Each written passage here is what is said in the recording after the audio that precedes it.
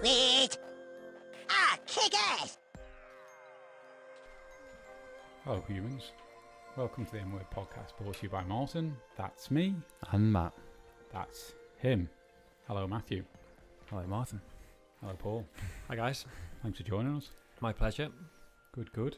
So, Mr. TT, do you like that name? No, No? Should we go with Mr. PP? if you like. Mr. PP, I don't know, yeah, we'll go Mr. PP. So the Bernie Eccleston of the TT, is that another? Definitely No, not. definitely Sadly, no, a yacht in the Riviera. Ramsey I wish. Riviera. Thanks for joining us today. I was doing my research on the TT, which we'll come on to a little bit more, but I was kind of thinking about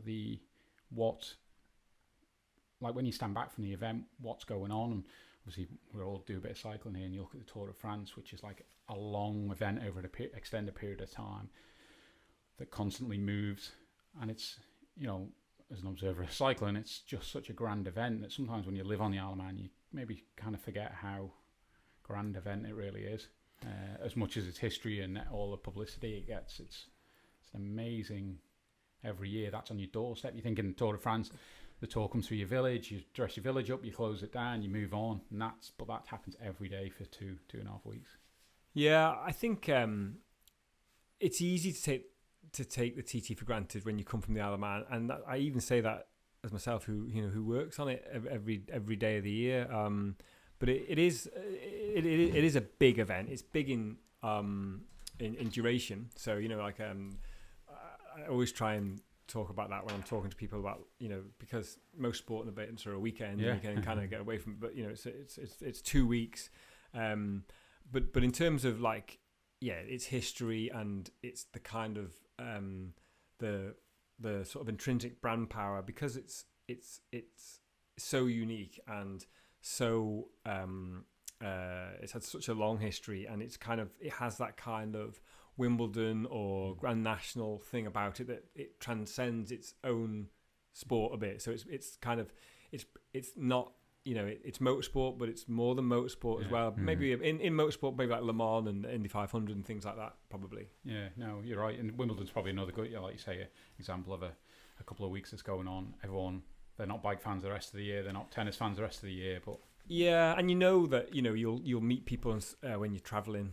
Back in those days when we could travel, and you say from the Isle of Man, they go where, and you say the TT, and they go, oh yeah, we know the TT, and so it's it's easily the Isle of Man's biggest brand, but it's probably more well known than Brand Isle of Man. Well, I think it is more well known than Brand Isle of Man.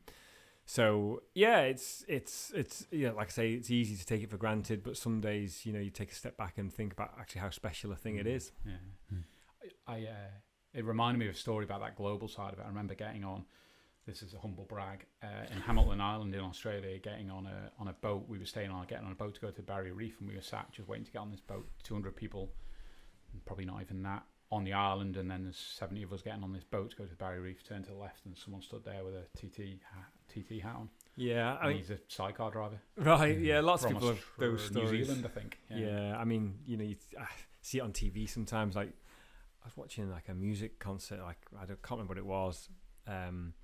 From a couple of years ago, the other night on TV somewhere, and I saw someone with a TT t-shirt down the front, and probably the most weird one I ever saw was a guy with a TT t-shirt on over the top of his ski jacket up the mountain in the Alps when I was skiing one time. Yeah. It must be I look at as a Manxman, and you're kind of proud. You must kind of get a double proudness of that's part of that creation there, and what it is now is down to you and your team's work. Yeah, well, yes and no. I mean, the TT doesn't belong to any of us. It's and it's much bigger than the people come and go who work on it and whatnot. But there is a very, very loyal and passionate fan base for the TT, which is a great thing. It comes with challenges sometimes as well, but it is a great thing. And there is, or certainly there has been real emotional investment by lots of fans in the TT, and that's why they keep coming back and keep supporting it and whatnot over and through generations of families and stuff as well. So maybe before we dive into the TT, to lead up to how that came about for yourself, early years growing up on the Isle of Man, where were you? So I grew up in Sulby, and my mum and dad's house when I grew up was on Sulby Straight, on the fastest part of the TT circuit. My bedroom overlooked the circuit. Morning practice back then, I assume. Absolutely, never missed one. You know, my dad raced motorcycles, and stopped when I was born, and still and remained involved in motorcycle racing all through his life, really, with spannering for people and that kind of thing. And when I grew up, motorcycle racing was the only thing in our house that was of importance. Our family holidays were to see motorcycle racing, and the TT was Christmas times 10 in our house and in my life. And back in the 80s, when I was a young kid, I had quite a lot of freedom TT time with my mum and dad. I really was allowed to go and access, so I would be, I just loved it. I was, boy in a BMX in the hedge with my sandwiches and my program, and I just absolutely loved it back then. And I'm really, really passionate about the whole sport, but especially the TT. So and your dad, what kind of level did he race at? He was racing club level, and he was going good, but then I was born, and that kind of put paid to it. So but like I say, so I'm probably, I motorcycle racing is my professional life now, and that changes things. And I'm not as I wouldn't say like I'm that kind of fan of motorcycle racing like I was, and but my dad, that is all he's into. He has no other hobbies other than other than his grandkids. Motorcycles is all he does. So there's the only one interest he has in life is motorcycle racing, and so that's not changed for him. And he'll watch anything at any time of day on the TV with the motorcycle racing around. And so that's kind of for sure. That's where I grew up. Literally on the course, on the fastest part, and never knew that, right? And grew up just sort of really, really, really immersed in the TT. And did you ever want a bike? So I had motorcycles from an early age, and I raced motocross sort of for quite a while. I was never, I think I had a subliminal message. My dad always used to go on about how motorcycle racing was for mugs and it was expensive and you got hurt and stuff. And I think, because he didn't probably want me to do it, he kind of drilled that into me. I always had that in my head, and it was I never wanted to race motorcycles, although I did enjoy racing motocross. But then a few things, I bust my wrist bad on a mountain bike, and when it got fixed, it was never fixed particularly well. And when I went back racing motocross, it was a bit of a problem with pins and needles and uncomfortable. If racing motocross was my job, I'd have had to have gone back and had a proper job on the wrist. But and I was playing football a lot and coming into sort of teenage years, and to be honest, I did a good thing really when I think back about it. I could see how much money my mum and dad were spending on me going motocross, and I wasn't committed to it, and I just sort of phased out and stopped doing that really. So do you think that was your dad not? Because obviously with road racing, certainly when you get to that, all stages of motorsport, it's dangerous. Do you think that thing of drilling in and the comments about it's expensive was him trying to keep you away from risk? I'm certain of it, and he was really encouraging of the motocross because I think he saw that as a safe alternative, but I did enjoy my motocross, but I was never, and I don't follow motocross now. I was never massively invested in it. I did enjoy the racing at the time and stuff, but did you get a bike license when you were turned 16? No, I just literally at that. By the time I got to sort of my mid to end teens, I was getting less interested in motorbike racing for various reasons and doing the things that teenage boys generally do, and my interest waned a little bit around that time, and motorbikes were less of important in my life back then. Still watching every year of the TT, or was that more? I guess never ever. I guess the only TT race I've ever not seen, although now I haven't actually seen one for 15 years, but was when I was doing my GCSEs. But I was still the kid who ran through his GCSEs flat out to get down Parliament Square to catch the last lap of the race. So I never absolutely never stopped having the interest in the TT, but I did, that was probably the time when I was least interested in it, I guess, probably then. I'm not sure if you've ever been compared to Joey Dunlop, but I'll have a go now. So one of his famous things, I think he didn't have a bike license, did he, for many years when he was racing when he was younger, so which is always kind of ironic for a guy who was so good at motorbike, sort of similar to a guy who runs a motorbike event and doesn't have a motorbike license. The thing is, not the just that. Yeah, I mean the thing that my job now is I'm a I work in event delivery. I'm a business development manager. It could be on anything. Yeah. Those skills are We'll skills come on to around. them. Yeah, we'll come on to those. You know, other which types the fact that I grew up with passion of the TT almost certainly led me to this point, but it didn't need to. Yeah. You know, the whole different set of and. You know, I'm probably jumping ahead a little bit here, but I've got a very firm view, and we were speaking about it before about the cycling event. I think is if you're a fan of a sporting event that you're delivering, that's a dangerous thing. You have to manage that. You can't be a fanboy and then be, you know, you've got to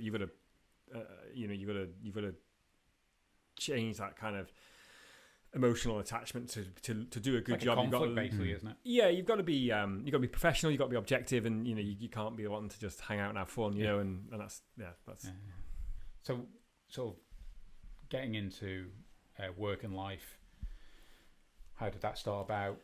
Did you do uni, or was it straight into work life? So when I left school at 16, I left school at 16, and I didn't go back and do my A levels because I just was not in the place for more learning. Interestingly now, like I just sit now and read stuff all the time. I'm like a sponge, but back then I just was not, and I knew that if I went and did my A levels, it would waste everybody's time, and I would just mess around. So I got a job that summer in a warehouse and messed about for a bit, and then my mum and dad said, "Right, Paul, like, you know, you need to go get a job now." So I was like, right, okay. And these are back in the days when there was like millions of jobs and stuff. And, you know, I got the courier out and I applied for a load of jobs, got some interviews, got some jobs, and I went and worked in a bank. Right. You know, for no desire to, as in, I've got a career here. No, but you know, it was like one of them things back then. Like, it's like, that was like 97, was it maybe? It's like, get a job in a bank, it's a great job. Bank, you know. Bank for life. Suit, great. Anyway, and that's what I did. But by then, I was, through my interest in motorcycle racing and just another thing, I've always been a bit of an organizer. So even like in the most simple things, whether it's with my mates doing something, I'm the person that organises stuff. And anyway, I just kind of knew lots of people from growing up in motorcycle racing and whatnot. And some of the maybe natural skills I had, I started doing some work in the sport. So I was doing some writing, and I would be doing some helping people with sponsorship and PR and things like that, and helping riders get in jobs with teams, and teams find the right riders. And so that was going on in the background. I was just doing that, you know, from my own steam because I was interested in it, really. But earning a little bit of money on the side, doing little things like that. But yeah, I went to work for a bank. So I worked for the bank for like, I don't know, maybe 5, 6, 7, 8 years or something, and worked my way through the bank doing, you know, lots of dull and jobs and various levels, call center and stuff. And then I went and worked in IT, which I did for the most part there, which was a laugh because I didn't know anything about IT really in the grand scheme of things. But I worked with this great group of lads, you know, like proper friends for life. Still really good friends now who come and work with me on some of the events I are still involved in. And learn a bit about IT along the way, but I was doing more and more and more in the sport, I suppose. And then very famous TT rider who was a friend of mine who I'd done some work for, called Ian Locker, who won like 10 or 11 TTs. He kind of became an advocate for me to do some work on the TT, which was around 2005 time, and back at that point in time, the TT was in a real kind of it was on a downward trajectory in so many ways, and was coming under a lot of pressure inside the industry and stuff to up its game, basically. You know, and you'd gone back a little bit before that, you know, the David Jeffries accident, and there was this kind of groundswell of negativity emanating around the TT and stuff. And yeah, so that's how I kind of went from leaving school to bank to becoming. Yeah, so I was kind of all the way through that period I was involved in this sport, in motorcycle racing, in a professional capacity, but almost like a hobby, you know, like I was falling into it really. So to dig in a little bit to that background, like you say, I think even mid-90s or early 90s, the production races were causing kind of havoc around the TT, and the reputation was slowly, like you say, on a downward trajectory. We were talking earlier about the TT. I think I might mention this when we chatted to Roy Moore about, I was a big fan of the TT when I was younger. Not that I'm not now, but I remember when David Jeffries got killed, and it really left a sour kind of taste. And I've always struggled to kind of bond with the TT since then. I don't know whether you bond to the, you know, stars that you see, and when you kind of, when they go, it's it's quite hard. I imagine where you work is 10 times harder. But like you say, in the 2000s, that downward trajectory, when you started getting involved, when that opportunity came up, was that we need to build a vision for the future here, or was that kind of already in process, or did you come in and go and we need to think about how to? So I think it's one of those darkest before the dawn situations, I suppose. I mean, the TT had been, the decline of the TT was not a quick thing. It'd probably taken 20 years of gradual decline to get through to where it had got to. And well, you start from it when it lost its world status, yeah, really, basically. probably. So that's the kind of thing. And then yeah. what we saw. You mentioned Bernie Ecclestone before, so he kind of modernised motorsport at the top, at the highest level with Formula One during the 80s, and everything evolved and followed suit. And sport generally, is changing all the time as it is now. I mean, blimey, for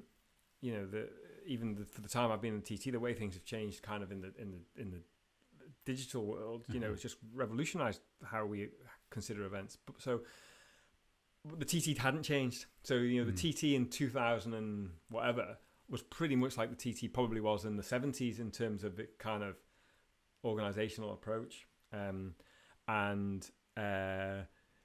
it's got to be kind of careful how I position this. It's almost like that is also the kind of the tradition of the TT is a big part of the TT's future. I think when you even look at people, and maybe this is a kind of an example. If you look at the scoreboard where they're talking about modernising it or not, a good example. People want that history and everything that's about that. Yeah.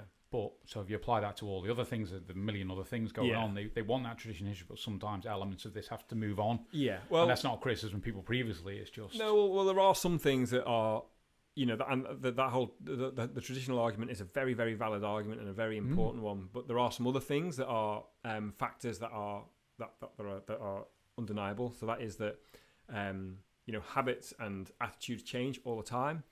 Motorsport, events, but motorsport in particular is very expensive. So then the cost is always going to go up. That's a give. It's never going to get cheaper. It's always going to get more expensive. So you think, well, how does that then? Where does the feasibility of that going to be?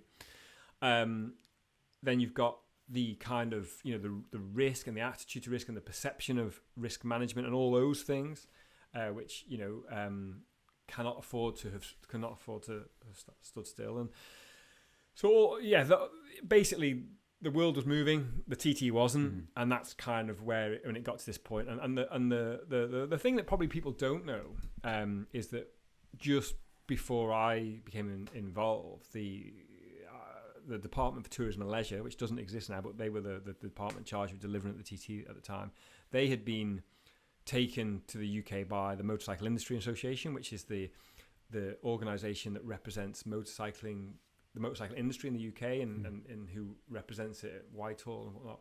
And they basically said the TT is now bad for motorcycling, and you guys you've got to fix it, or we're gonna put pressure to get it stopped. That's kind of at the point.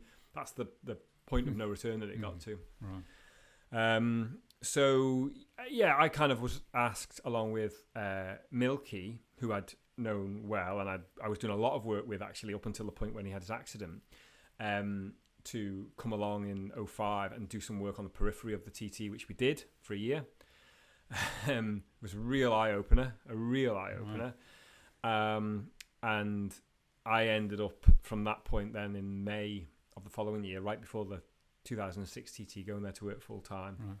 And the first TT that I really worked on, I suppose, in this job, or a version of this job, which has evolved many times since, was the centenary in 2007. Right. Okay, right. Yeah.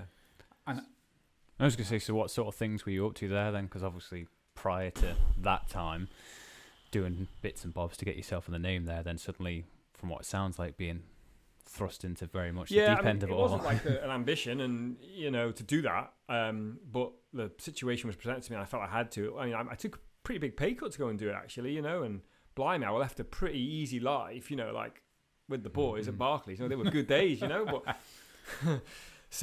but yeah, it was the right thing to do for many reasons. And I wish I knew more. I wish I knew all the stuff now that back then. And of course, everybody thinks that, but really, I was young enough. What was I, about 28 or something? So I was young enough to have loads of energy, and I was probably my naivety about certain things was also a benefit at the time. And I guess I was a bit like a bull in the china shop. And because I had that energy, it was just like unrelenting, and it needed to be like, because there was so much to do, and you just didn't. It's just so crackers, honestly.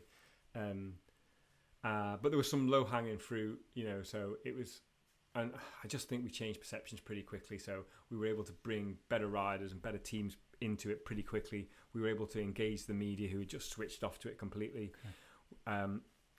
And start maybe changing some of the culture around the whole kind of event, and just.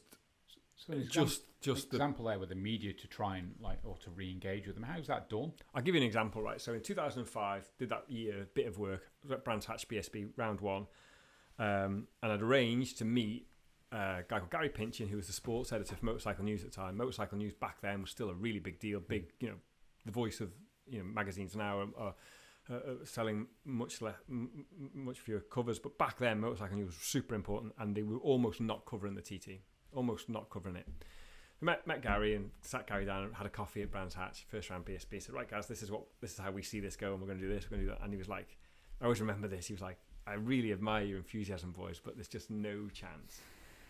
And then literally 12 months on at the same BSB meeting, Brands Hatch round 1, as it used to be back then, I can remember bumping into Gary Pinchin, and he was a big, boys, come here, get a coffee. And he'd completely in 12 months changed his tack. And now, the TT covers of Motorcycle News are by far their biggest sellers of the year, and they will tell you that the TT's now gone from being of no importance to Motorcycle News to of absolute importance to Motorcycle News. It's one example. It's not, it's not necessarily a measure of anything. But what's going on under the bonnet to change that in that year? His perception of that, just the PR and marketing side. Modernisation. Okay. A more professional approach to the delivery of the production, the delivery, the development of a brand around, trying to, which is an ongoing process around the development of a brand around, how we're going to look, feel, talk. You sent on media training and meet you. What? Sorry, you sent on media training. I presume. I've done media training. But just really, but there's some really basic stuff though. Just trying to, nothing too smart really. Just trying to bring the things that you do in organising an event up to kind of like industry normal practice. I'm not even going to call them best practices, but normal practices for stuff. So there's loads and loads of that. So like I said, there was lots of low hanging fruit, but I suppose the challenge was there was just so much of it. It kind of and like literally did crack a few eggs making omelets back then and stuff. Sometimes of which I would regret in retrospect, but it was what it was, and learning every day. Absolutely, absolutely. So to go back to that kind of 05-06 time when you first kind of walk in the office, put that right. Then was there a this is the long term, this is the vision? No. And that's part of that modernisation process. Well, yeah.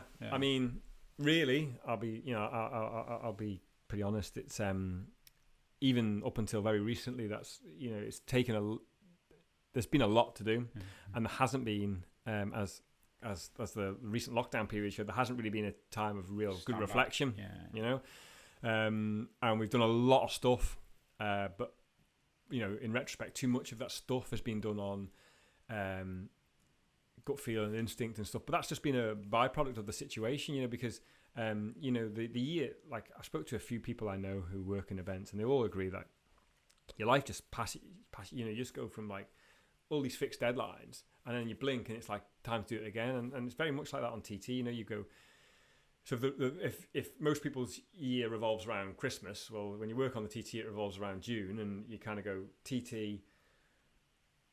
Classic TT is now trade show season, media events and stuff, and it just the cycle is really quick, and there's never loads of time to and everybody's in events is in that situation. Businesses like that. And there's like you kind of often have some aspirations to make some big changes or whatever, but you often with events, because you can't push a deadline. You can't say, well, do you know what? We need to stick the TT on a few weeks later this year because we're not quite ready. You can't do that.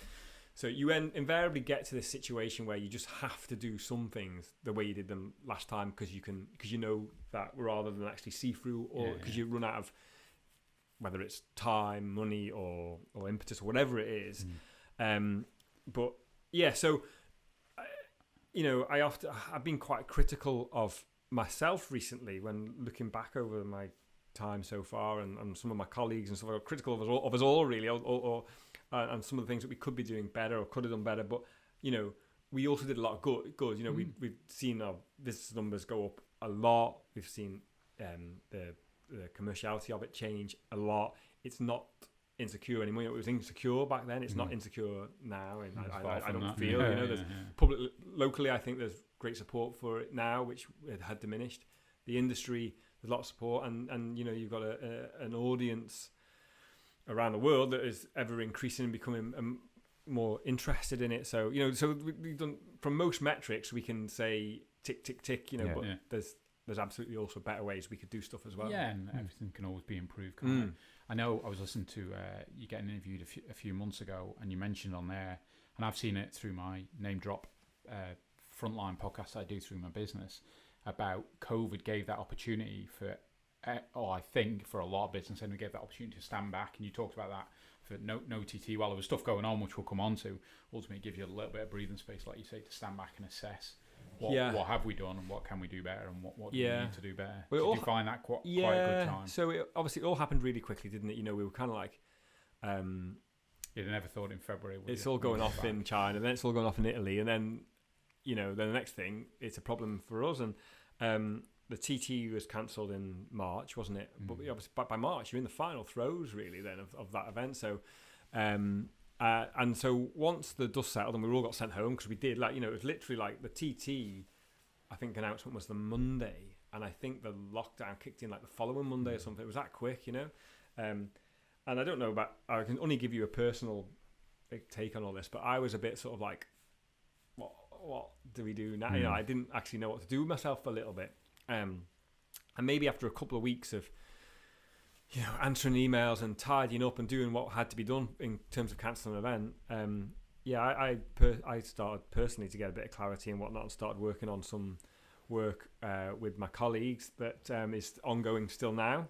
And it is, it may turn out to be, the break from putting events on this year may turn out to be a real benefit to us in the future, because I think it's allowing us that time to do this really important work that was possibly never going to get done, which is that kind of really critical review of everything, understanding and lots of really kind of detailed research around our customers, around strategies and tactics and all this kind of dull stuff if you're a sports fan listening to this. But in terms of putting on a really good event, so and we've produced work which is like, we've produced papers that are going through government and plans and whatnot, and it's without a question in my mind, it's the best quality work that I've been attached to.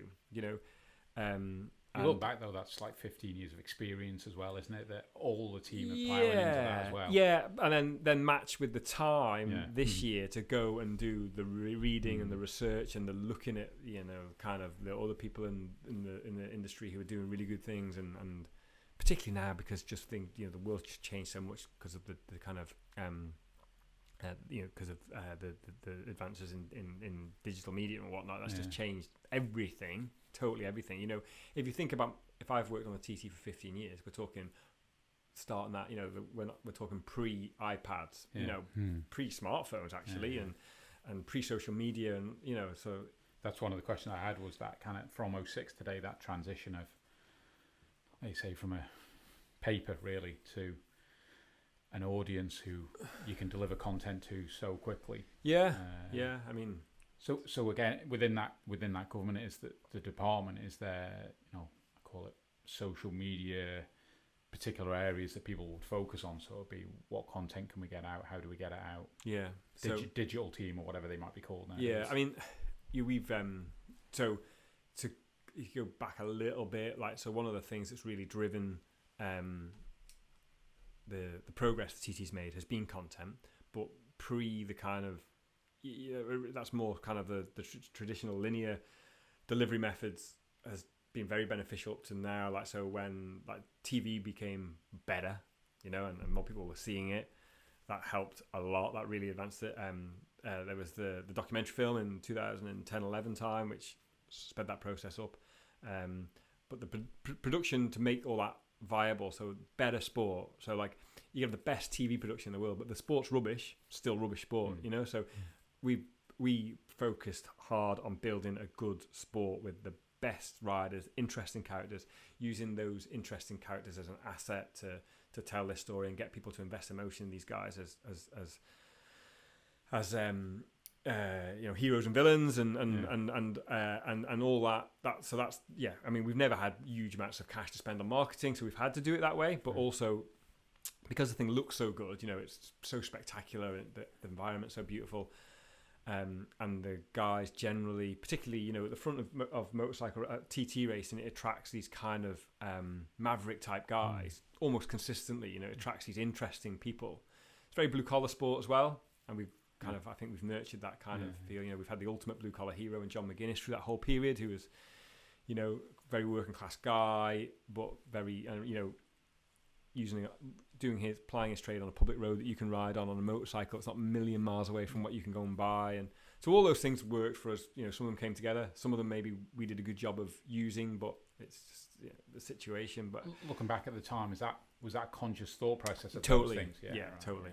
And that's just from my perspective. That's as a sport fan. I want to be interested in this guy. Do I want him to win, or I need to care whether he wins or loses? You get the investment, like I was talking earlier, which is it's a sad situation about David Jeff. You're invested, and as a fan, I was invested in. He's your hero, and then absolutely. I mean, on all sports, the bigger the sport, the bigger the investment of that. You think of football as a prime example. The kind of the tribal, passionate investment in supporting a team as a fan. Like that's it. That comes with some baggage as well, but that is the kind of. Not when you're Liverpool at the moment. No, but well, maybe a couple of weeks ago. Maybe there's a culture of football that's very different to motorcycle racing, but that kind of, the sport needs stars, it needs stars. I think road racing fans as well. My observations are they're very tribal and they love the sport. Yeah, they do. And there's almost a mockery of all those people on closed circuits. And there's almost this tribal mentality around the road racing scene that I see. Yeah. The other thing is kind of like the advent of extreme sports through that period of time as well. So my view was always like, extreme sports becoming a big thing, weren't they, in the 90s? But I was like, most of these things aren't extreme. Go and stand on Sulby Straight, that's extreme. That's proper extreme. So we position the TT more and more like an extreme sport, I think, and talk of it that way. And the big thing was that there was also a kind of a culture around the TT when I started working on it, when around the risk side, and almost like a subliminal brushing it on, very guarded around the risks, and the kind of that horrible, it's like climbing Everest, and they know the risk and all that stuff, which I've never been a fan of. We changed that round really, and obviously we had a commercial program going on which generated more money. We spent money on improving the risk management areas of it, but we never really then talked about safety because it's not safe. It's not safe, but there is a high degree of risk management around it, and we started talking about that much more openly, and you can see that in all of our own media output, and think about the film and stuff, but it was kind of like it's much more accepted doing it that way, being really honest and almost using it as a marketing asset, almost, not in a crude or crass way, but just that is what it is. There's no point trying to pretend anything else. It's riding a 200 horsepower motorcycle on a public road. It is very extreme, and of course the timing was right for that. We're talking, X Games and extreme sports and energy drinks and that kind of whole culture that's erupted. That's also lined up with the TT's kind of. No, I agree. Recent growth, So just to jump back to 06, that as that transition starts, and you're looking at attracting higher profile riders, going out, seems to be almost headhunting them to a point. That's sort of my observations. There was certainly, I remember, maybe a few riders that would, and maybe traditionalists that would just turn up, do this one race a year, and I think the requirement to maybe qualify maybe changed. And was there, I presume you got resistance from maybe more some of the old school around that side of it. I mean, I think of a guy, and I admit, you might not want to talk about him particularly, but I remember a guy, I can't remember his first name, he was known as Cap Davies. I can't remember his first name. Yeah. And my recollections again as a youngster was that he kind of just would rock up race. A very good racer as well. Yeah. I think leading a wet race once as well. And when I use the word more professionalism, not that people before weren't, but as we moved into a more modern era, that they started to maybe get excluded. Yeah, so... But I'm not particularly picking on him to talk about, but that's just to demonstrate the point of that movement and the resistance. The quality of the TT entry in overall terms at that time was poor, and the difference between first and last was massive. So there's a couple of issues there. First of all, like that's a risk issue. You know, the quality thing, you know, is a risk issue, and the speed differential is a big risk issue. And people were telling us that's a big issue. And people being riders. Yeah. And then also it's like, again, from the sporting spectacle and the experience side, you know, you want to see the best riders, you know, the kind of aspirational. I hate using the word athletes because I always think it's bloody John McGuinness, but most of them are, take their fitness seriously. And so does John. I'm doing a disservice there, but that's the black blockage I always have with the word athlete because he couldn't run a bath. But is the, you know, so, and it was a cultural shift in the entry, and you see it really clearly. You know, and people have short memories, unfortunately. But if you go back and watch some footage, and you kind of, if you could be a fly on the wall then and a fly on the wall now, it looks different. Who's in it, the culture, how people feel that they ought to present themselves, and that level of professionalism it could be higher, but it's certainly risen a lot. And it became a self-fulfilling prophecy. So we were able to bring, back then it needed quite a lot of surgery, so we had to try and attempt to bring quite a lot of new riders. Less so now. Now you can only really afford to bring in 2 or 3 because the speed's so high that a new guy is almost impossible to come and take part now. You know, you've got to kind of hit the ground running. But back then it was easier to kind of integrate more and more. And it just became a self-fulfilling prophecy. We were able to understand what they needed from the event. You know, they needed it to be professional. They needed lots of media interest so they could get sponsorship. They needed to be treated nice. You know, they're coming here for 3 weeks plus a lot of investment beforehand in terms of learning. So they needed to be dealt with people that were friendly and offering good customer service to them as customers, which they are. Yeah, it's and that was a big change. That was a big change in that because there was a, you know, the TT had a reputation of being hard work to go to, you know. And I've always had this view that it's the longest race, the most dangerous race, the most expensive race, so it's got to be the best experience to come and race, you know, particularly for a team because there's just money out, you know. There's not money in, it's just money out. So, and then, you know, that and often they were younger guys. You know, we kind of focused on under 30 guys really.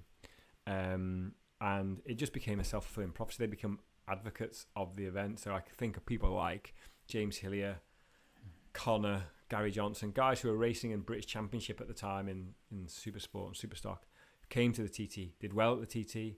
It benefited their careers as motorcycle racers, and they then became positive advocates for the event in that environment. And you just... That transition then, back then... It just looked after itself after that point. Was it more, like you look back now, 13 years ago, a sale pitch to find those riders, I assume, was a sales pitch where now it's more people knocking on your door? We don't chase riders. Yeah. We don't go looking for new riders now. But back then we did. Then. So, and it was quite simple. Like, so there's guys who have maybe road raced elsewhere. Maybe they'd done the Northwest 200 or something, or they said something in an interview that I'd like to go and race the TT. Well, we need to ask them if they do. Then how do we actually make that happen? Yeah. You know, and it's interesting that concept you mentioned about customer. I never kind of really thought it from that aspect, but and also being, you know, so we've brought in some guys who are riding at a very high level to come in as rookies. You know, to the first one that really was there was Steve Plater, and Steve came in 2007 as a newcomer. He won in 2008. He won in 2009. He was a professional motorcycle racer, and you have to treat him like he had to be treated like a professional motorcycle racer, you know. And that there was maybe an attitude at one stage where it was kind of like, well, you know, you've almost got to do it our way. Yeah, and it's just that's not going to work, you know. It's not going to work, and You got to treat professionals as professionals. So So that became, but that, like I say, that has become a situation that almost looks after itself now. Yeah. You know, as times wore on, the things got faster. We take less people because it's so fast. You know, you can't have as many people in it. The overall strength of the entry is much higher, so it needs less new blood each time. And you know, now often it's really, really good guys now who are like Glenn Irwin would have come this year, who's, you know, could potentially win the British Superbike Championship this year. It's young guys with big proven talent at riding the motorcycle really now that come into the TT, and not many more really. And you do, I mean, you look at an entry again. There's sometimes when I'm watching the race and you look at an entry, it's got 70 people, 75 people. It's a lot. You go to a race anywhere on closed circuits, anywhere. I don't know whether it's, but I suspect other than maybe like 24-hour endurance races, it's probably the highest entry field, which obviously allows, I guess, because of the nature of the circuit as well. To be able to fill those spaces. Yeah, I mean, there's no shortage of people wanting to race in the TT, that's for sure. I mean, quite a lot of people turned away each time, as it should be. You know, it should be an honour to race the TT, not a right. But also, it just like that whole situation has led to that thing about I was going on before about the racing being really strong, and it's statistically the closest it's ever been consistently. So all the races are always close now, and there's two things. One we've influenced, and one has just been a very helpful byproduct. Really, is what the one we've influenced is by bringing more and more better riders of a closer level. So they're all, you know, at that kind of. There was a time maybe in the parts of the 90s and the early noughties where you they'd be winning by 2.5 minutes, way better than everybody else. But the other thing has been the way the motorcycle industry has changed, and the advent of the inline 4-cylinder 1000cc bikes, which from the showroom are all really good and they're all really comparable. So the BMW, the Kawasaki, the Suzuki, the Honda, they're all kind of like on a par. So now TT racing is like fairly cost effective tech wise. I mean, the bikes are not super special because they're so good to start off with, and they're all the power, the performance is also close. Same margins. When I was a kid, I loved Joey Dunlop. Joey Dunlop was my hero. But he in the 80s, he had a factory hand-built RVF prototype, like a MotoGP bike today, and he was racing against people in the mid 80s who were running like, you know, the bikes weren't worth as much as the front forks on his bike. And, you know, I loved that back then because I wanted Joey to win by as many minutes as he could, but he was sometimes winning by 3 or 4 minutes. But that doesn't, you know, TTs are won by seconds now, you know, and you kind of like, you know, the first lap of a TT race, and they get to the first timing split, and there'll be maybe 10 guys split by less than 1 2 seconds. You know, I mean, think about that's like 10 guys at Brands Hatch after 3 laps, still like next to each other coming through that turn. So that's, for me, close, exciting racing is the very basic thing that will make everything else fly. And just because of my lack of knowledge, apologies, is that like restrictions you've put on in terms of what they can and can't do? Like, no, the rules are pretty open. It's just that the way the industry's evolved and the products evolved is the bikes are just all, like, they come off the showroom. The sports bike market has changed a lot, particularly since the banking crash and the economy's changed. And it's not low price, high volume anymore. It's big price point, low volume. It's a bit like the sports car market. It's a bit like, you know, people who buy Maseratis and Ferraris and stuff. So you buy a BMW 1000RR and it's got traction control and anti-wheelie and all these crazy things that you don't need to ride on the road, but they're basically built as track bikes, big price point but low volume. But it just means from a racing perspective that there's nothing that you can't buy anymore. You know, like, there's nothing on any of those bikes in the TT that you and I can't buy. If you've got the budget, you can build a bike as good as the one that wins, and that's a good thing. No, I think it's really good from that point, because I'm just equating to when you see the likes of another F1. Yeah. Completely different. Well, I know they're talking about introducing caps, budget whatever cap, it is, but there's but a when real you look point at of what it difference. is, from a motorsport perspective, last, there's a real point of difference, because the guy in the, let's say, the Force India, he cannot win. You know, he cannot win, whereas anybody could win the TT. On machinery wise. Yeah, it's rider talent. Yeah, that's what you want to say. Yeah. So you mentioned earlier the Centenary, which we'll come on to a sec. It was interesting. I was just looking from 06, kind of when you started to get involved lap time wise, to now, right? And quiz then. Do you know the lap record in 06? Could you remember what It would that have was? been. It must have been 128 or 9 mile an hour. Can we go with timing rather than Oh, right, sorry. I don't know. Well, it was 17:41. Right, yeah. And the athlete had it. Yes. And, 17:41. yeah, and obviously Right. it's now 16:42. Yeah. So, yeah, I know, but virtue- there were big chunks lopped off on Yeah. that in recent Yeah, times. yeah, Yeah, but but yeah, the, just a the minute in. sub 17 thing was like, Hutchie Dunlop did that, and then nobody went. That sub 17 was a big barrier. Still is a big barrier. I don't think many people have gone under it. Yeah. But then obviously Hickman lopped 15 seconds off that. As you do. And yeah, that same year, or from what I read, it was Connor's first year there, and William Dunlop in 06. Yes. Yeah. Even I'm going to chat- say you're right. Yeah. Probably, yeah. Even chatting to Connor, I can't. Yeah, no, about you're right. 14 No, years you're right. ago, Yeah, you that just is wonder, correct. Yeah, that is obviously correct. racing when he was 10 or something. Yeah. So yeah, the centenary year, I think, again, it felt like, again, as an observer, quite a big milestone, irrespective of the 130 and the event around it. That to me, when I look at the history, that does seem to be that turning. Yeah. Maybe it was a plateau in 06 in regard to stopping this downward trajectory. Maybe. That started pushing it in Yeah. the trajectory it's in now. I think obviously when the TT was in a downward trajectory, there was a view that the centenary would be its last, and that was soon dispelled. Things started getting better from that point. Really, centenary was a big event. It almost couldn't not be a big event. Personally, I always look back on it thinking it was a real wasted opportunity in many respects.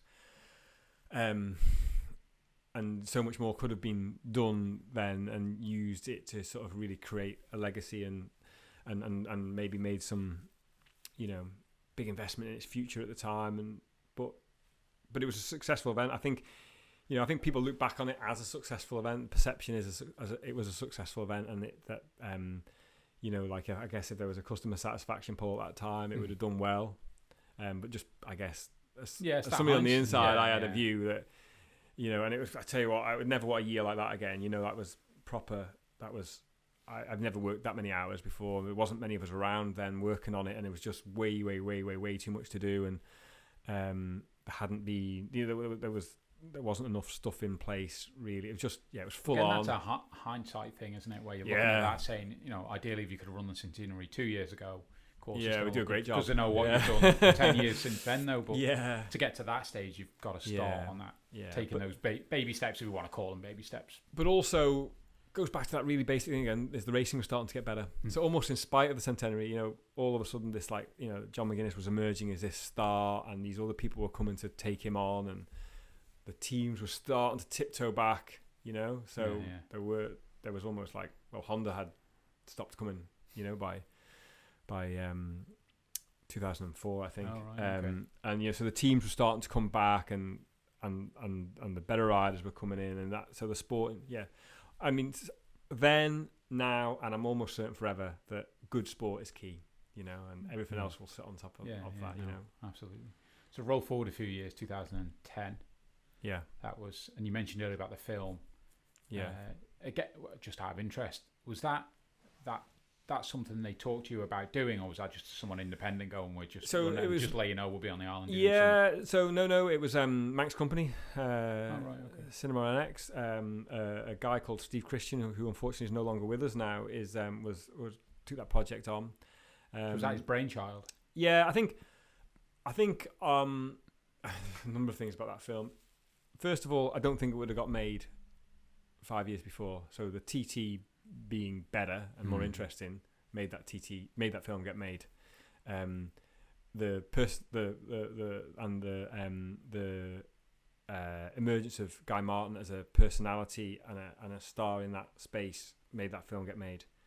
When the film did get made, and then we worked really close with him to help it happen and whatnot. Amazing, really. Like, I always thought this at the time, they were so lucky in so much as the way the story unfolded with the kind of the two big crashes, two guys who were like at the front, both of whom survived. Because if Guy had died in that crash, that film wouldn't have got made. I had that conversation with Steve Christian. That would have been it. It'd have been in the bin. They survived that crash. Both those crashes, Connor's and his, were both caught on camera to a certain extent. One in film. Well, the heli telly was following Connor, and Guy's was caught by a photographer. in terms of making a film, they were dead lucky with the content. I mean, it could have been dull, couldn't you know? Could have been, but it was a proper rip snort of a TT, and Hutchie won 5 races, it really. So I believe that the TT was on an upward trajectory by then, and the film poured a load of fuel on those embers and sped that up. Because the film was a good film. It was interesting to a non-motorcycle racing audience, and it did really well. And it just really accelerated the process. It's interesting to mention about a story, because I look at American football fans, and every year they do the series of they do an American game, it's called, and it's an hour-long program, and it's about the story of the winners of the Super Bowl, and it just follows them through the path to there. But there's a story there every year. So whether it's adversity, whether the GM had died the previous year, or whatever, there's always a story. And you're right in regard to Guy and that situation, but I genuinely think, I suppose, a good filmmaker will always find the stories within the story. Yeah, I guess so. Yeah, I'm sure. The thing is, like, and I can imagine TT traditionalists frowning hearing me say this, but ultimately the TT is a piece of entertainment. All sport is, from a spectator perspective, we watch sport to be entertained. So the more entertaining you can make it, the better chance you've got of retaining your fan base, your customer base, and growing it. So, it needs to be first and foremost entertaining. And it's not a loaded question around TT0, but that was the first year TT0. My own view was, I personally, as someone who ultimately thinks the world going to electric, cars are showing that it was, and my own view is it should still go on, just as an observer, because the sport's going that way. There's e-sport, sorry, not e-sport. Well, I suppose it is e-electrics going that way. What's your observations of those 9 years now? So, or 8 years. TT0 was an initiative led by a separate part of government, separate part of the department around, and it was an effort to take something really big in the Isle of Man, the TT, to promote the Isle of Man as a venue for clean technology. The issue was, and remains right now, is that the motorcycle industry is not where the car industry is in terms of clean emissions. So there just isn't the volume of product. And it's still not now. I obviously follow industry press, and I think the pressure on the car industry to cut emissions is much higher than the motorcycle industry, and the reason for that is that motorcycles are seen as a cleaner alternative to cars. They take up less space on the roads, they produce less emissions. So there isn't that same pressure on them yet. Of course, it will come. And the bit major hurdle is that the industry, the traditional parts of the industry, so the motorcycle manufacturers that we all generally know, aren't in that space yet commercially. It's almost certainly that there's technology being worked on, for some time in the future. The likelihood probably is that that's going to, my personal view, that will manifest itself in kind of, commuter, scooter type vehicles and stuff first and foremost before it gets to the kind of performance end. And where the performance end currently is in the motorcycle market up till now has been primarily with small independent brands. So like people may recall brands like Bramo and Victory and Mission and all these and then a few kind of and then obviously with TT there was always like university interest, and then of course the Mugen thing, which is a separate thing altogether, which is a performance house playing with technology basically. So that to go back to being that kind of entertaining sport product, it needs that groundswell of machinery. The thing with TT0, some of the people in TT0 really grew on me though, and I met some really good people through that, particularly from some of the students to really interesting guys and great guys, and the guys from Belgium who made the Sarolier bikes. I'm still friends with those guys now, and they live in Flanders. And we go to Flanders and ride our push bikes and go and see those guys, and then the Japanese with Mugen are probably the most friendly and possibly nicest people I've ever dealt with through TT. And respectful and stuff, very much in their culture, isn't it? And so I don't know what the future holds on all of that. I really don't know what the future holds for the industry on clean tech, but it's changing, isn't it? It's changing. So, like you say, it's probably just on a different curve timeline wise. The thing is, like, the TT's a standalone one-off thing, isn't it? It has to kind of line up with where the rest of the industry's kind of going. No, it certainly doesn't the other classes. Our rules are everybody else's rules, not the TT's rules. So that's where that's at the minute, and it's on a hiatus at the minute. I don't think I'm certain clean tech's still important to the Isle of Man, and it's going to be increasingly so important to all of us probably. So, but I don't know exactly right now where I don't got an answer for what the future is. I'm sure we'll come back at some point. That'd be my observations. And one other question about 10, when we talked about the Hutchie and winning all those races, while you're in that, because I'd imagine that 2 weeks, you're working stupidly long hours, but also goes in a heartbeat.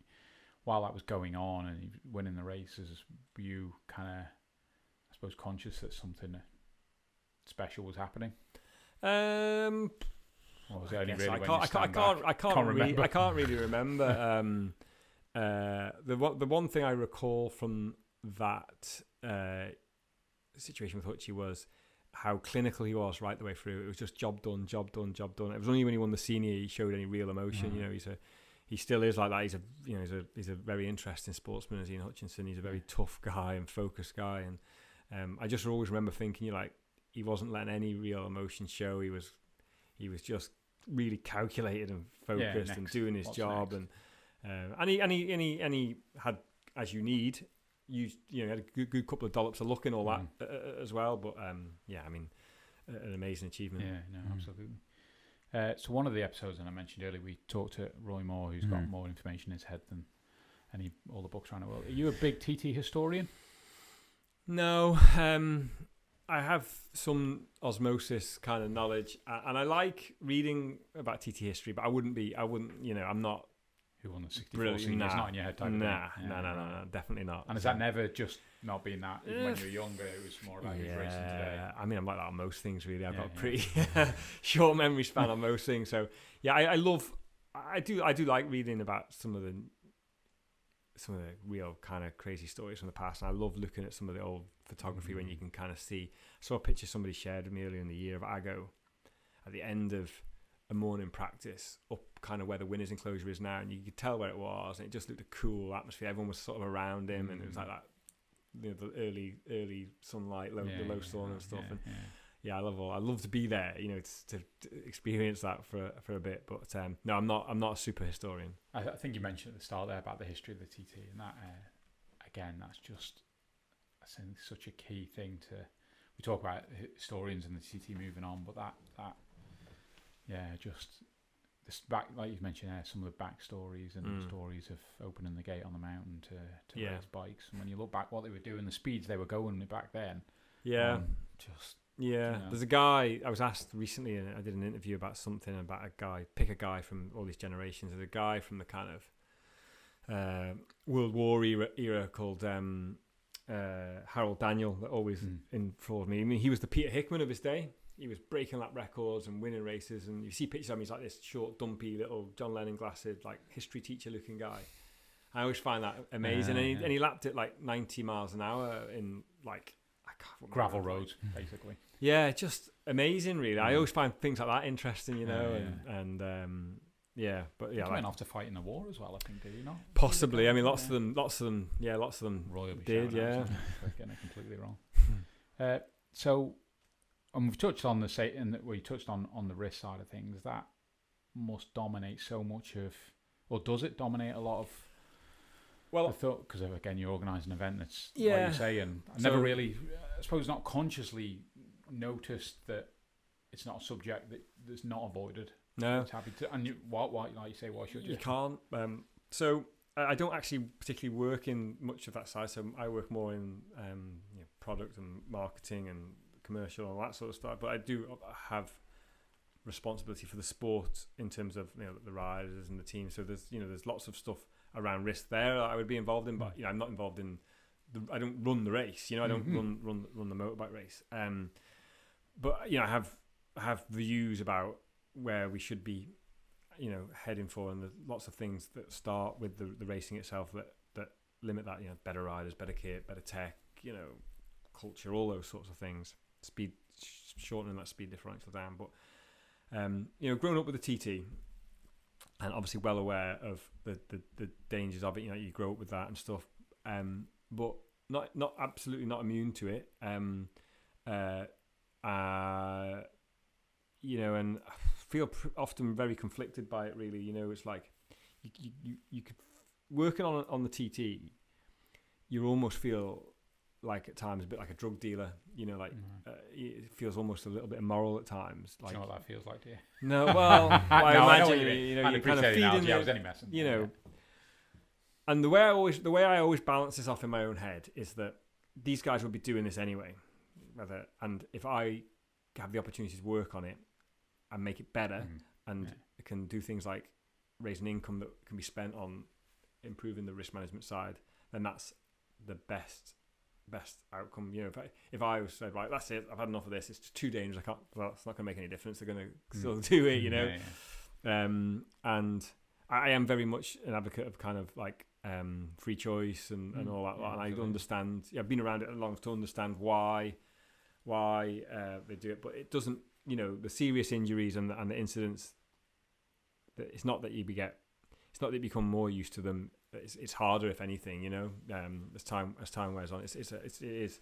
If the TT needs the risk to be what it is, to be that exciting, but then often you always think like, well, wouldn't it be nice if you didn't have the risk, but then it wouldn't be the TT, So I'm waffling a bit here. I don't know. There's a lot of thoughts around it. I don't necessarily know how to communicate, and when you look at, again, it's obviously very much in the public arena. You see posts. Not that everyone's a keyboard warrior now. Well, not everyone, sorry, but a lot of keyboard warriors. But the criticism that comes the way, because inevitably it does, just because you're in the public arena, not necessarily directed at you, but at the event that is obviously close to your heart, it's something you work hard at. Is that just something you try and ignore?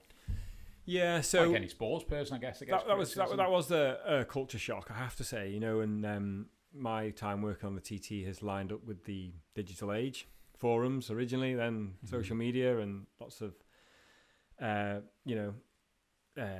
easy to have a voice. And for sure, to begin with, I certainly have a different view on the whole thing now compared to when I started. And there just becomes a point in time really where you sink or swim, because I think if you are affected by all that kind of stuff, then it's not sustainable, and also you're not. And that's the thing I was saying really early on about being, I view this now as my occupation because it's what it is. I'm there to do a professional job. I'm not there to be a fan of it. And I don't have the same emotional attachment to it. I have an emotional attachment to it now because I'm from the Isle of Man and I've grown up with it, and I am motivated to do a good job with it for the Isle of Man, but I'm not probably the biggest fan of motorcycle racing in the world anymore. And that's a change that had to happen. Otherwise I wouldn't do as good a job, or I wouldn't be able to do the job, So it's objective. Yeah, because you're going to fall out with everyone. If you're going to work on, you're going to fall out with all these people, so you can't be their friends. And because you're going to have to make decisions that they don't always like for the greater good of the event or whatever, and that kind of stuff. And so I have made a big separation in my life, my private life and my professional life, which is definitely a good thing. I'm more than happy with that scenario. But in terms of that, the thing with the TT is it belongs to the people of the Isle of Man. It belongs to the fans of the TT. It is a very traditional event. It's very special, and that fan loyalty and ownership is really important. But so I understand all of that. But then also to be charged with driving change across it, that can be a challenge. And you just got to accept that as a challenge. Well, there's a bit, there's an Isle of Man kind of anti-change culture, and because we're, you know, this is what it is, you know, we're all a bit like that. I can say that I'm from the Isle of Man, but also motorcycle racing and TT racing is, you know, is not always the best environment for change, but you know, I think it's just, if you're going to make change, it's got to be well thought through, well researched, well intended. You're never going to please everyone. That's the reality. Yeah, and you are also going to make loads of mistakes and get loads of things wrong as well, which, you know, the people who are telling you that's a bad change were right on, you know, and you've got to accept that as well. But and there's loads of things, you know, we've made loads of missteps, and I think we know, you know, there's lots of things that we still need to change now to do better for the fans and stuff. But that's it's an ongoing process, and I think maybe the lockdown, like I was mentioning earlier, some of the work we've been able to do to understand all that and understand who the fans are, you know, in all of the different versions of them, because there's a number of segments of fans, that different types of fans, and how we talk to them, what experience we give them, how we meet their needs and deal with their pain points and stuff is an important piece of work that I think we've only been able to do to this level of detail recently. But yeah, I'm okay with it. I mean, I don't really read social media and the forums, and I don't socialize in the sport really anymore, which I used to do, because it was my social circle was motorcycle racing, but I've separated the two things. So just to dig into brains and psychology, do you, when you see the riders doing what they're doing, does it boggle your mind? Yeah, basically. I'm anxious about it. We chatted to Rich Silver a long time. You must know Rich, do you? Yeah, I do. And he talked about doing a paper, and he chatted to a few of the TT riders to understand what's going through their mind. Because again, as someone looking outwards, inwards, you kind of think whatever term you want to catch them, but it's not normal, I suppose, as an observer, because you're like, he just talks about, and again, it's a risk aspect of, they prepare the bike, they know the course, they know where everything is, and there's risk, like you've described, from running the event to to people crossing the road. There's a risk, and then managing. There's some elements you can't manage, the bike brake and something occurring out of the side of their control, but everything that's in their control is managed, and therefore it's what we perceive as a mentally unbelievable risk. To them, there's just a small element, the uncontrollable bits. Yeah, I mean, I'm not a psychologist, but I'm pretty sure that they're a type. They share. They share something. Having spent lots of time with motorcycle races and away from motorcycle racing, I can see that they like risk all the time. You know, so in weird and wonderful things that they do in their lives, they like risk. They like taking risks, even in the most benign situations. But also, like, another thing I would say about them, particularly, like, I would say not universally, but often the better they are at it, they're often. They seem to me to be very intelligent people as well. So maybe not academically, obviously, but they're smart, you know, and they're able to make decisions fast, which sounds like an obvious thing, but it's a really important thing. And you know, they're not like take Michael Dunlop as a good example. You know, you meet Michael Dunlop, you might think he's a bit uncouth and uneducated and stuff, and Christ, Michael probably left school at 14 or something, but he is sharp as a fox, that kid. He's a smart boy, and he's now a successful businessman in his own right, and you know, he knows what he's doing, and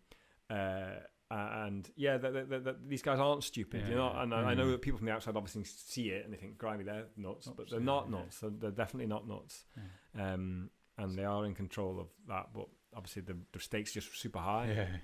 So to dig in, and it's not to again labour on a negative point, but you know, Manxman, when you look at something like in a situation where a lot of these riders, I guess, become friends. You know, I think about Dan Neen, who I assume you knew outside of the sporting world, just from being up north as well. Yeah.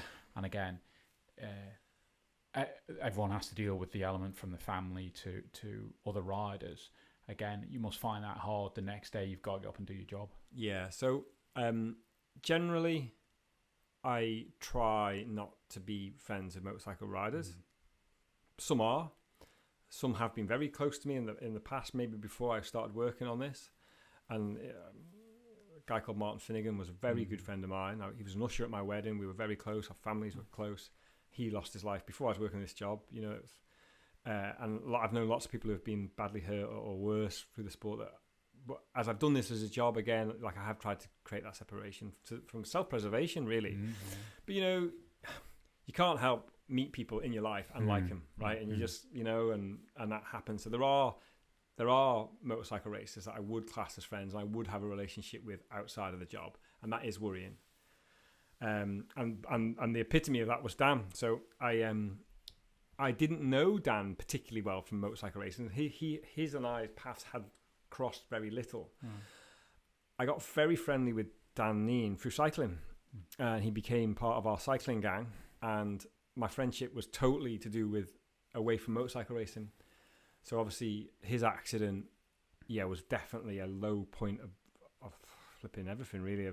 That's got to be the hardest moment, I suppose, working on the TT, because I couldn't just segment that bit off and be professional and think, well, that's, we go again tomorrow and stuff, which we did do, but he was a a close friend, we had a big party at my house at Christmas. He was there, and socialised together. And the question isn't to kind of bring up those kind of sad memories. It's just more in your, I suppose, your position that maybe, and rightly so, everyone around from families, etc. There's an understanding, but as someone who's running the event, hard to get up and go again. It's always hard. That no fatality. Makes it easy, but that was a particularly difficult one, just because of that. Probably, the Monday after TT, we'd have probably met up and gone for a bike ride that morning and swapped notes. That's where our life was. It wasn't about, he was very friendly with Andy Bass. He's a friend of mine. Andy brought me into our cycling gang, and that's how he just became part of that, really. And like I say, it was nothing to do with motorcycle racing. I want to know about the cycling gang. It sounds dangerous. Is that, funny enough, you mentioned like a Monday after TT week? Are you, what's going through your head on Monday? Is it like, I need some sleep? The thing is, like, you're still flat out for a good couple of weeks afterwards, sort of sorting things out, and keeping pushing media. But obviously you've got a bit more control on your time keeping and stuff. Then like when the thing's on, your time's not your own. You just go and go and go in until you have to stop because you're so tired, or and everything's done. But it is. I do like the kind of the Monday after feeling of like, let's just tiptoe back towards normal life. It's a weird thing because you become so out of sync with your normal life. Being back in it is weird, like eating normal food and and not skip. You just skip so many meals and going to bed at a normal time, watching television and all those things that you haven't done for because you'll have been a good 2 weeks into the really heavy cycle before TT, so it's been like 4 weeks of normal. I was watching, like, you talking about the tour before. I was thinking like they must really struggle to acclimatise after that whole thing. Just that normal must feel not very normal afterwards. And I presume obviously family know that kind of month especially is I won't see much of daddy and husband. Yeah, I mean, we've all grown up together with it, I suppose. So, but it's not ideal. No, it's not ideal. It's not ideal. It's not ideal by any stretch of imagination. But I think my wife probably hates the TT because it's aggro for it. But she might be glad you're out of the house. Maybe, yeah. So we touched earlier on 2020, and obviously the from looking at it from a strategy, I suppose, and assess and look in hindsight, and let's see what we can do better. There was still a TT with the TT lockdown, which went somewhat virtual. How was that generally received? Yeah, really good. So I mean, every sports property was kind of doing it, weren't they? Everyone was doing virtual this, virtual that.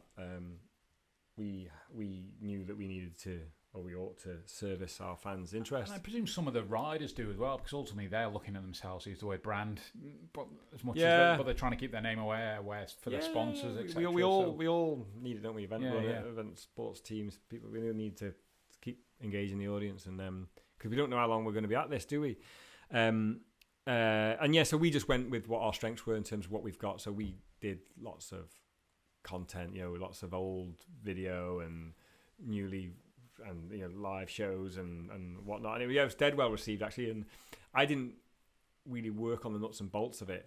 and I really enjoyed that. Even as a that fan. Barclays IT didn't bring you back those Barclays IT days. No. So most like, I was obviously Reboot working on it, but my colleague, Yeah. some of my colleagues were more involved in the real intrinsic delivery than I was, and which meant that I actually got into it watching each night. I was kind of like, I really enjoyed 6 o'clock every night there. I was more like a fan really. I was enjoying it because I didn't necessarily know what was going to happen each night either, and it was good content. It was actually of all of the sports that have done like replacement for their event things, I would say that ours was up there in terms of like quality. Like we weren't just like press and play on last year's stuff. There was a lot of original content in there, well packaged and produced. That was, I enjoyed it. And we did big numbers, like surprisingly big numbers, like TV audience numbers some nights. So good. No, that is good. And I presume ultimately certain things within what went on is stuff you can potentially implement in years going forward I mean, we've got we're still at the start of a curve on digital stuff. We brought a lot of our digital stuff in house, and we really could have done with this year really on many things. So was that digital content something that was typically outsourced? So it's much more embedded in the team now and whatnot. Just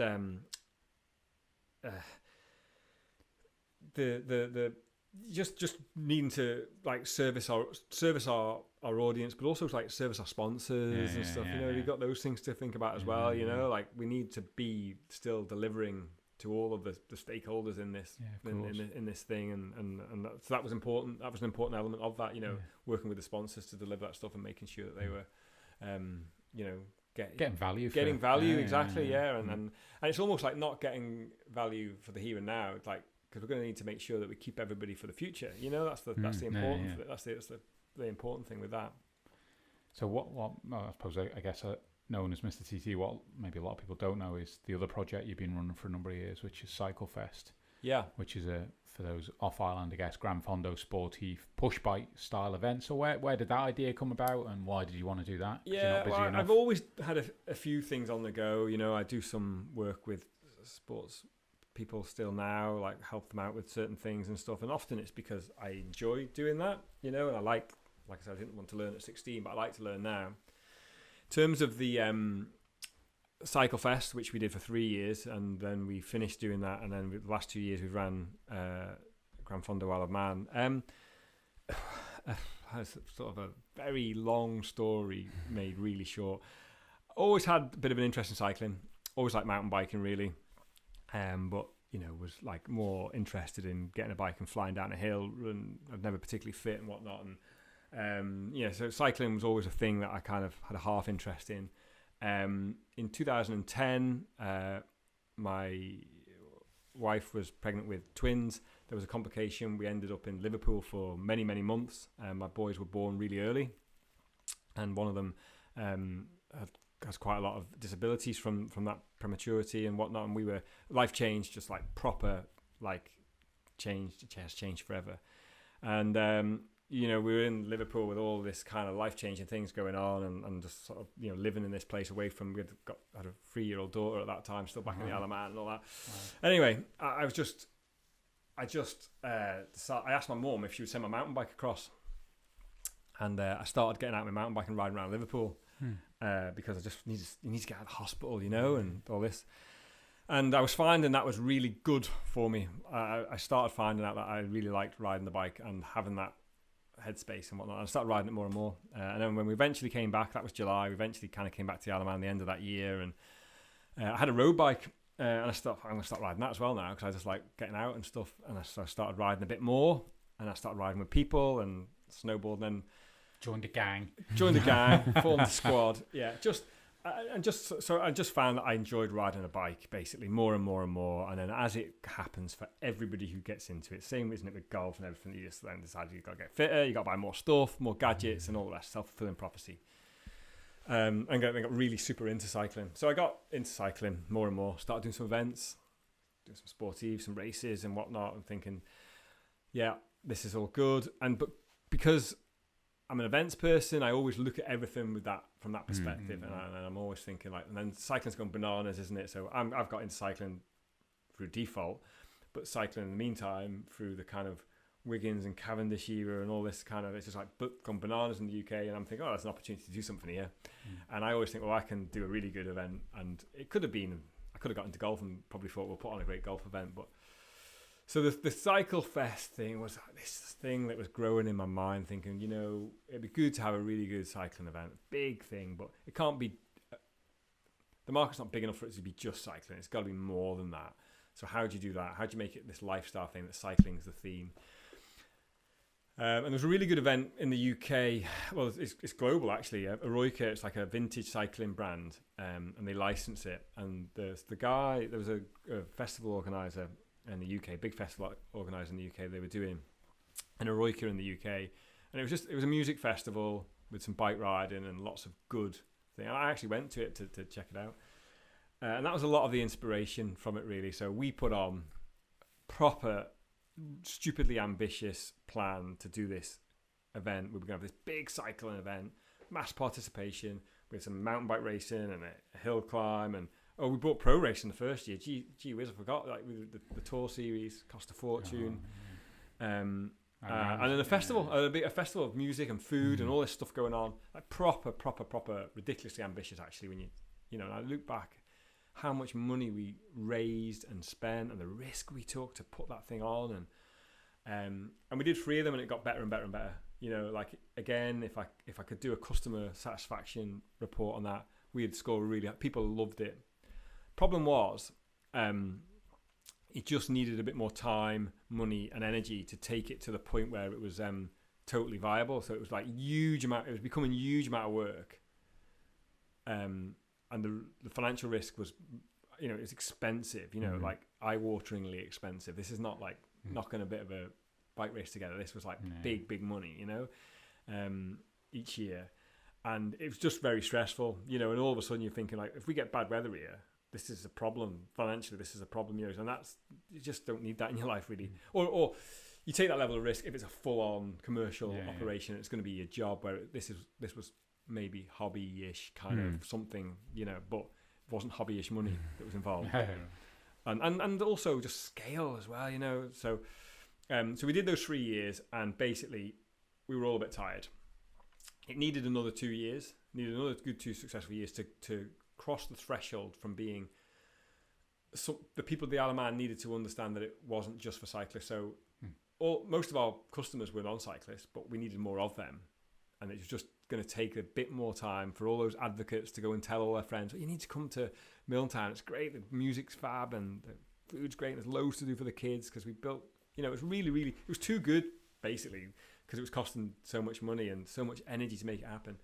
So we thought, look, we need to have a bit of time out of that. And we thought, well, will we take a year off or something? Or... and you know, the good thing is we paid all our, you know, there'd been a history of festivals in the Isle of Man failing and people not getting their money back and all that. Well, we give, everybody bought a ticket to our event, got their event. Everybody bought a cycle entry, got their cycle ride. We paid all of our bills. We serviced all of the sponsors that we brought in properly. You know, we had no outstanding liabilities or anything like that. So it was kind of nice and clean. Yeah. So, but I thought, well, I think we should keep the wheels going and the team together, good team there. We should keep the thing going, and let's just run the Gran Fondo. Let's run the big part of it, the cycling event, which was last year. We thought we'll run that, and that'll just keep the thing going while we decide what to do. So we ran the Gran Fondo last year, and it was really good. We had a Cav turned up and rode, which really helped us, because he went bananas on social media about how good it was. He's several £1,000s a tweet, I think, and he did about 4 tweets for us, FOC. And it just had this. We finished the event with a real good vibe. That was a great event, and then it's like, right, let's do it again next year. Let's just ramp on a bit, and you know, and I also have this view as somebody that's relatively new to cycling, I suppose, although I've probably been really into it for like 10 years. I look around and I see all these people riding bikes that nobody's servicing in terms of a thing. You know, like I'm thinking, well, so this thing's evolved, and our brand and our style and tone of voice is very kind of soft and very focused around the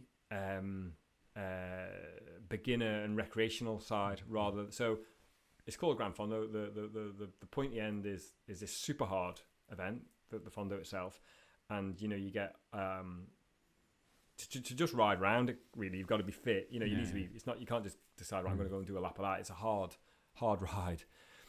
But that's up till this point in time. That's only been 20% of our customer base. 80% of these people who are getting a bike and coming and doing 20 miles with us or 40 miles with us, and all shapes and sizes.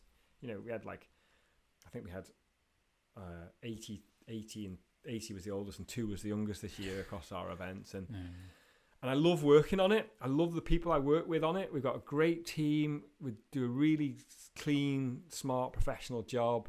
I'm really proud of it. And it's and this year, we thought, well, we're not going to be able to run it, obviously, because we went into lockdown. Then there was a glimmer of hope that we could. We held our nerve, but we don't need to cancel just yet. Let's just see what happens. Able to get that date in the August bank holiday weekend. Obviously, every man and his dog started cycling in lockdown, which is perfect for us because that's our market. And, we got our biggest entry by some distance. We had, did we have 900 or whatever we had? We had a lot of people riding bikes across the weekend. All of which obviously were locals, and the sun shone on us. We fine-tuned lots of things, and we just have had zero negative feedback. It's very satisfying as an event organizer to finish that. The whole thing was tidied up that night. The whole courses were broke down, all the signage put away. You wouldn't have known we were at the park. You wouldn't have known we were on the island by the next day because the team is just flat out dead committed, and it's financially viable and all the rest of it at the level it's at, and just good. I just, like I say, learn loads from doing it as well. You kind of, you all. Do you find applying much of, obviously events generally, but things from the TT side of things into it, or are they all, because they are different? The principles of event management's the same, but they are the principles of events management are absolutely the same, and it wouldn't matter what the subject matter was. You would apply many of the same things. Obviously, there's specific knowledge and things for that event and other events, but running an event, marketing an event, producing an event, all those things are ultimately the same at the base level. Obviously, going through this year, we'd done a deal already at the start of the year with the UCI to join the UCI Grand Fondo World Series, which was a massive step for us, and we knew that already. But obviously, because of lockdown and everything that's going on around the world, their announcement had been delayed, and ironically, it was only made yesterday. So just to provide a bit of background for non-cyclists, what does that mean? What the UCI? Grand Fondo UCI, the governing body of cycling, the Grand Fondo World Series is basically similar to the Ironman model, where there are a number of events around the world that you can take part in to qualify to go and represent your country and your age range in a final, which is generally somewhere exotic at the end of the year. It's very much like the Ironman model. So it's effectively like a world championship, but for amateurs. And mass participation events as well. There's one other in the UK, which is in Cambridge, which attracts over 10,000 entries. And it's an important step for us for a number of reasons. One, it's exciting. Stupid idea, let's run a bike race, and all of a sudden you're doing one that's like a world championship one. How did that happen? Then also, from a very passionate about the visitor economy on the Isle of Man.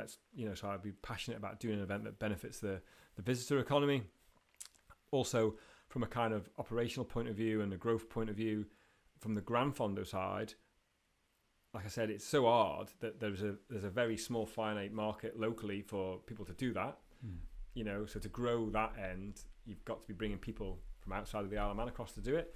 And I just also think that we can show off the Isle of Man as a great place, as a great cycling destination through our event also, because it's a quirky, the Grand Fondo itself, the long distance one, is a quirky old thing.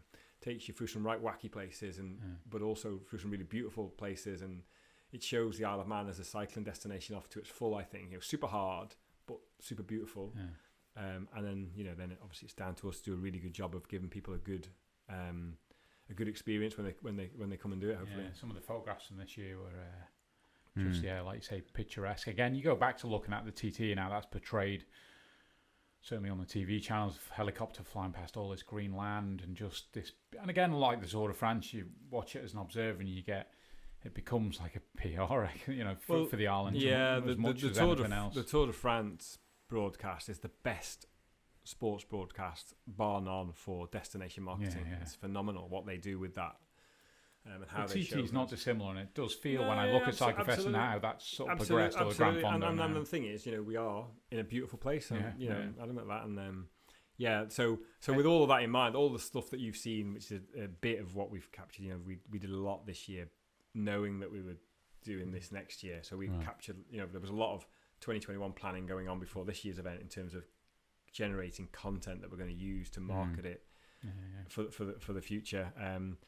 But it's where it's at for me, because again, like I also have this view around, you get about, this whole mammal thing, and we get a bike, right? We're going to ride a bike. We're going to ride a bike with our mates. We want to go and do an event, so we go and do a sportive. That's the thing. We do a sportive, but it's not a race. But I want to race my mates now, but I want to race my mates with loads of other people and on a big scale.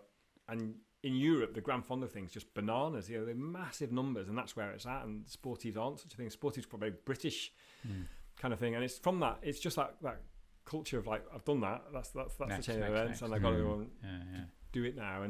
And so mass participation racing, I think, is a big opportunity. And obviously, with the Isle of Man, we have the luxury of being able to close roads, which gives us a point of difference. A lot of Fondos not around Europe, would they be on closed roads? Are they typically? Yeah, I think a lot of them are, but in the UK, there's the Cambridge, and that's it. So that's and there's still a job to be done there to try and really educate people or sell that experience, because it's dead special. It is dead cool. Not only riding on closed roads, but racing on closed, flying through junctions that are all locked down just for you, and all that kind of stuff. And that whole experience, and that's worth paying for. It's worth investing yourself, your training, and your time and stuff, I think. And but it just takes a bit of I know, like in our Piccolo and Medio Fondo, our small ones, those people love that. They've got a bike, and they're probably not massively always excited about riding on the road because they don't like the traffic and they're not confident. See that a lot, yeah. But you see the Piccolo Fondo people, and they're coming back with all of them with massive smiles, and they've ridden down the middle of the road, and everyone's waving at them and like all. You're being naughty. Yeah, but I think, I know, obviously I've never ridden in the Grand Fondo, but lots of my friends ride it, and they say, it's just, you come to the junction, the policeman's waving you through, and, it's like... absolutely. There's a lot of work that comes into being able to achieve that. And those festival aspects that were there in the early days, is that something that'll be part of next year, or is it still kind of work in progress? I think, like I said earlier, the festival was expensive, time consuming, and we're in the Isle of Man, small market, takes time to build it up. I think we'll be maybe somewhere in hopefully if the borders are open and we are able to bring the people here, we need to give them a great time. So we need to build a good village experience there. So we really need to. We've got some ideas around that. We need to find a bit. Yeah, it won't necessarily be like Cyclefest. It's not Cyclefest. We changed the name to Grand Fondo Isle of Man because we didn't want to use the fest bit of it, because it's not a festival. And we didn't want to describe it as such. But we'll make sure that off the bike is good quality experience as well. Because it's going to be 3 days. That's the difference as well. We're going to announce the calendar soon, but it's more than just. It's going to cover 3 days, and we're going to have a time trial and stuff in it as well, which they really are into. Need to get fit. So, but they're proud to have got to this point, really, and it's a very it represents the people that work on it really well. There's like 50 people working on it this year. 50 people, from, and 90% of them aren't into cycling at all. It's a cool situation, really. But they're good people. It's kind of a community thing, isn't it? Just to promote the Isle of Man, to get people. Just this group of people come together, a few more each year, all dead good, all dead hardworking, all dead competent, and good fun, and it's really can do kind of really attitude. Totally can do. It's really. I really enjoy taking my time off work to go and work on because it's it's just, I don't know what it is, just a really good buzz around it. Everyone's kind of all falling on one for all around it and stuff, and it is, and luckily, touch wood, we've had a bit of good weather and stuff, and just a final question from me is, and I know it's not a question or answer, just your thoughts really. Who knows with 2021, but there's someone heading up to massive events, unknown, can really with the borders and what's going to happen. So do you just kind of typically plough on with the projects as though they're going ahead with a contingency of in case? Is that the mentality? Yeah, I mean, certainly with the Grand Fondo project, we've got no choice but to just say, like, with the dates they've given us, we're going to aim to do that. It's quite far off.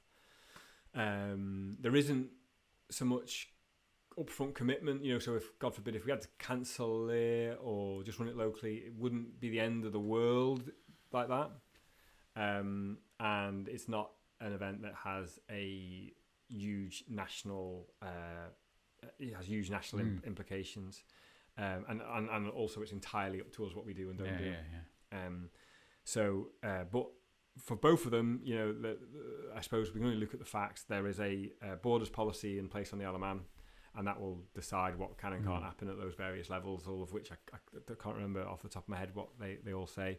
In terms of the TT, I think, obviously, as it was when it was cancelled this year, what happens next year will be a Council of Ministers decision. It's not, people said to me, I've done interviews this year where they said, "Oh, what was it like when you cancelled the TT?" I said, "Well, we didn't cancel the TT. We were told the TT was being cancelled, and what happens with the TT next year will be the same."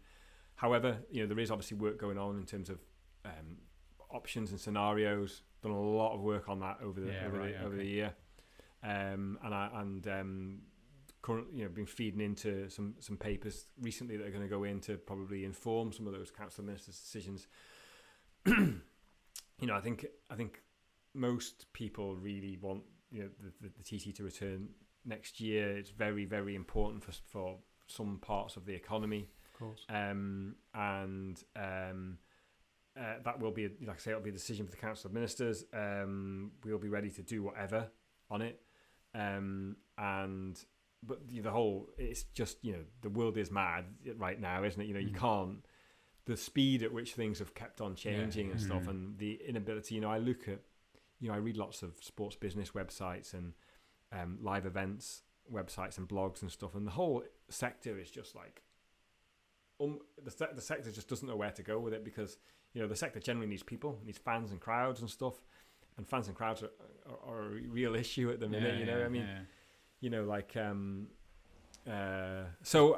doesn't seem to be a pattern, a pattern to it. We're recording now in middle of October, and things are going back. Certain areas are going back into lockdown. Some sports were wanted fans back. We're going to get them back, but then you might watch some sport in Germany where there's pockets of fans. We watch a bit of NFL. In Kansas, I think, in the place they had 16,000 fans in the stadium. You go to another ground, another part of the country, and it's completely empty. So it's just I appreciate it's a crystal ball situation. It was just those contingency plans. And I suppose when you think about it from the outside, again, you look at that decision somewhere down the line made by ministers. That's it's not just a decision going, well, it doesn't look like it's going to be open. There's obviously a wealth of information to make an informed decision. Ultimately, there's health implications and economic implications, and they're actually probably competing against each other to a certain extent. But in terms of operationally, then there are a huge amount of implications where we can obviously educate and provide the information of there's a problem if we don't do this by then, or this needs to be considered, and so they're the bits obviously that we will contribute to. I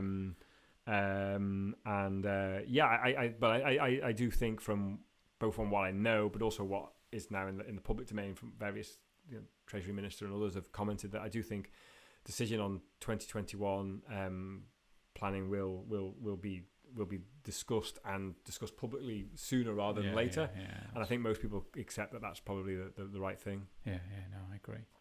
And just, I suppose, one final, again, as an observer, and appreciate the TT's your job, but you must look at the impact that you've left on that, and I'm sure you respect your team as well for that, and for Grand Fondo, Grand Fondo, that there must be and people don't like to talk about themselves, but proud in leaving, I use the word legacy, whatever the right term is, but yours, both of those are very public things, where I do a job and I think I like to do a nice job, and there's maybe 10 people in the office that see that, but do you ever look at that and reflect on that?